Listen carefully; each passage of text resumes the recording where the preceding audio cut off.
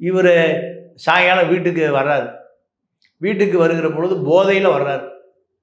போதையில் வருகிற பொழுது கார் உள்ளே போக முடியல. உள்ளே போக முடியலன்னு சொன்னோடனே என்ன ஆச்சுன்னு கேட்டிங்கன்னா, இறங்கி நடந்து போக வேண்டிய தேவை வந்துச்சு. இறங்கி நடந்து வர்றாரு போதையில் தள்ளாடி தள்ளாடி. அப்படி வருகிற பொழுது எவன்டா கார் நிறுத்தியிருக்கான்? யார் எல்லாம் அவன் வீட்டுக்கு முன்னாடி கூட நிறுத்த வேண்டியதானே, இங்கே ஏன்டா நிறுத்துகிறான்? இந்த சண்டை. அப்போது வீட்டுக்கு முன்னாடி நிற்கிற விஜயகாந்தோடைய உறவினர் காரை, இங்கே காரை முதல்ல எடு, என் காரை விடணும் சண்டை பிடிக்கிறாரு டிரைவர்கிட்ட. அவங்கள்ட்ட சண்டைக்கு போகிறாரு. அவன் அப்படியே ஓடி போய் விஜயகாந்த் வீட்டில் சொல்கிறான்.